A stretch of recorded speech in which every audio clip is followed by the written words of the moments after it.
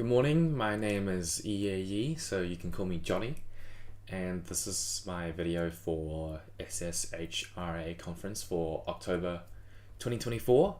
My topic is Between Obedience and Obligation, the Politics of Compliance and Complicity. And so I'll be going over 5 different things for my essay, my research paper. So the abstract, introduction, methodology, comparison and contrast, and the conclusion. So for the abstract, so my essay, I focused on exploring the critical distinction between compliance and complicity within the context of our government, so different government systems and different governmental actions.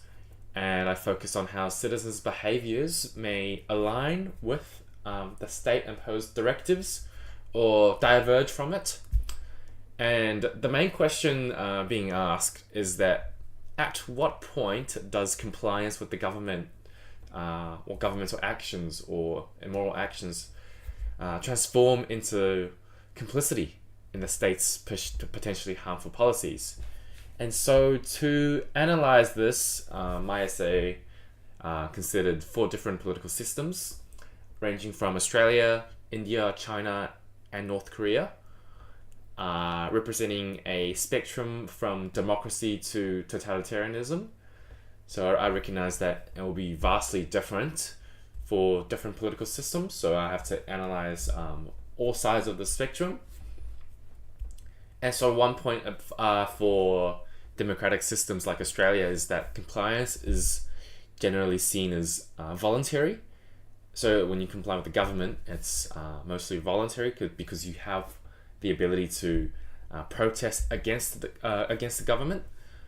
But in authoritarian regimes like in China or North Korea, you have to comply. So there isn't the voluntary factor into it. So this also changes how what we define complicity and how at what point is a citizen complicit with the government. So I'll be going over that throughout this essay and throughout this presentation. In my introduction, so there's an indistinct line between compliance and complicity, and we have to consider the relationship between the citizen and the government. Most importantly, we have to define the terms as well.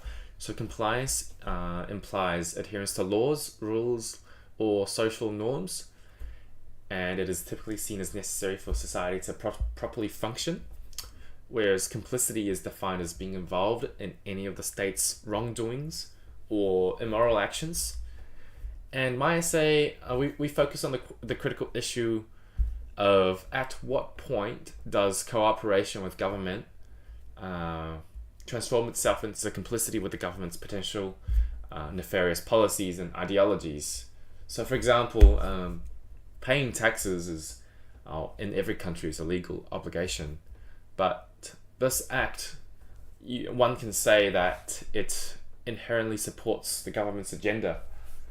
And so when you have a government agenda that's oppressive or an agenda that does wrongdoings, then you may be complicit with the government's actions because you are directly funding those actions. And so one example could be the Israeli military campaign in Gaza since October 7th, 2023. And my thesis is, at what point does compliance become complicit? This is a major issue. It's different for different political systems and agendas. And I argue that this essay argues that to discern when compliance becomes complicity, analysts, or political analysts I should say, must examine both individual behaviors and the nature of the macro political environment and policies each citizen confronts. And so what I did in this essay is I analyzed Australia, India, China, and North Korea, the political systems. So for Australia, it's democracy, and I compared Australia to India, where it's kind of like a hybrid, to China, to North Korea, where it's authoritarian.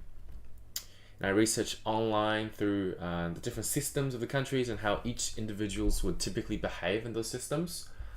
And it kind of varies a lot. So the systems vary from passive adherence, so barely complicit in anything nefarious, to becoming a proactive creator and promoter of government ideologies and policies, regardless of their sinister nature. So for Australia, for Western democracies, I should say, people can obviously protest freely without any consequences for talking against the government. And there's typically freedom of speech by every single citizen. You can voice your concerns, you can object the government. However, compliance with laws obviously compulsory, just like in any other countries, but compliance and complicity. So if you're compliant and also complicit with governmental regimes, this is a choice, because you can obviously just say no to whatever government is doing wrong. You can just vote against them in the next election.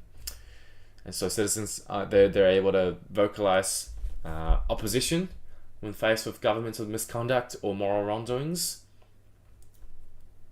And so when the public decides to vote, when the public confronts such governmental immorality, they can avoid it by condemning the government or voting against the current government.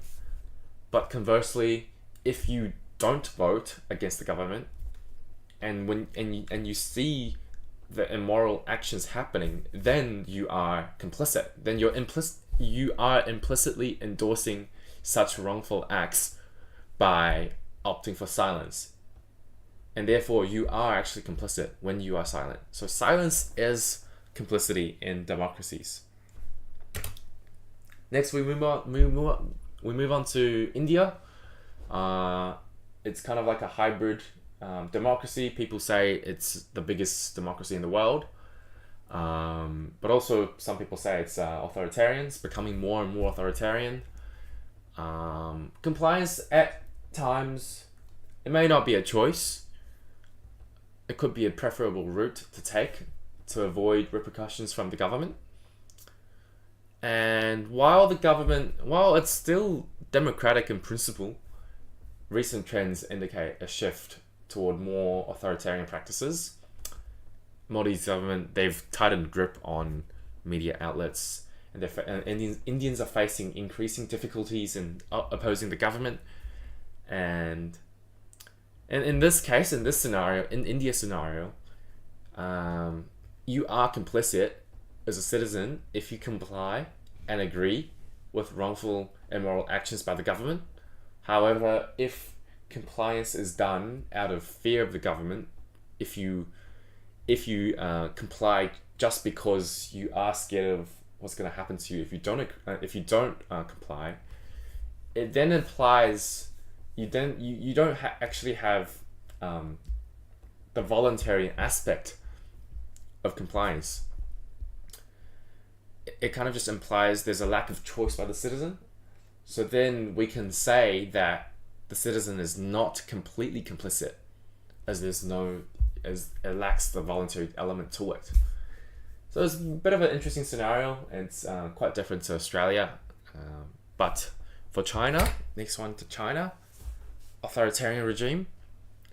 There is extensive state control in most aspects of life, very strict monitoring and censorship, and compliance with state orders.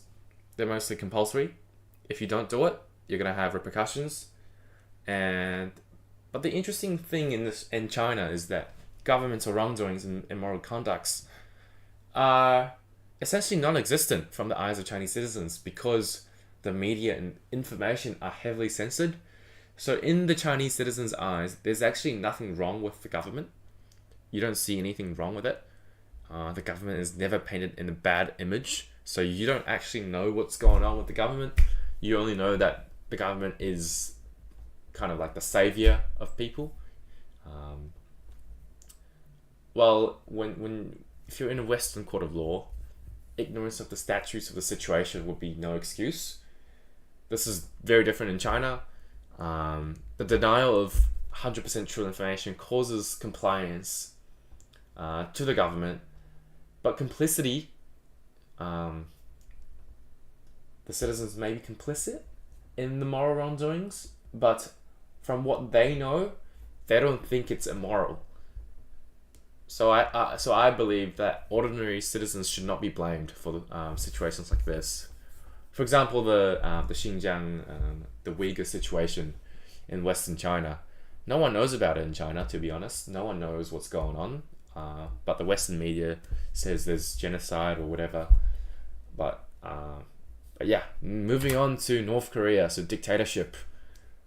Compliance is compulsory, obviously, and you will face the death penalty if you don't comply. And so compliance is survival, pretty much. There's no voluntariness of any citizen action. You just do it. You just do it because Kim Jong-un tells you to do it. And very similar situation to China, actually. North Korea presents itself to its citizens as a savior of the North Korean people. And so one major thing that's different, though, is that North Korea commits immoral acts publicly. And a huge percentage of North Koreans do actually know that the government is highly oppressive and immoral, whereas the Chinese believe that the government does everything well. So North Koreans, they kind of know what they're doing, what the government's doing. They know that government kills them if they disagree. So complicity is a matter of survival, so not a choice. And so we can also then say that there's no voluntary element to it. So is it really complicit? You are actually complicit. You are contributing to the government's wrongdoings, but you can't actually go against the government. So is it really complicit? I don't think so. I think it depends on whether the citizen is voluntarily complicit or not. To conclude, citizens enjoy differing levels of freedom, rights, and access to a variety of media sources depending on the political environment that they're in. Very different for Australia to China or India. And the freedoms and rights of individuals range widely, so we must take into consideration the regime type on one hand and the attitudes effectively available to citizens under any of these political regimes. So if you have to comply, or else you're going to die, obviously you're going to comply. So are you then really complicit? You don't actually have a choice. And so the conclusion is that compliance crosses into complicity when the citizen is knowingly, under voluntary circumstances, contributing to governmental wrongdoings and moral actions. And you have to kind of look at both sides. You have to look at the variables determining citizen participation, and you have to also look at the citizen's ability to make those decisions, and the degree to which a regime has approaching total control over its population's actions and access to information. So there's a lot to consider. It's not just black and white where, oh, he's complicit, he's compliant. It's actually, there's a lot of variables to think about when saying, oh, he's actually complicit. Thank you.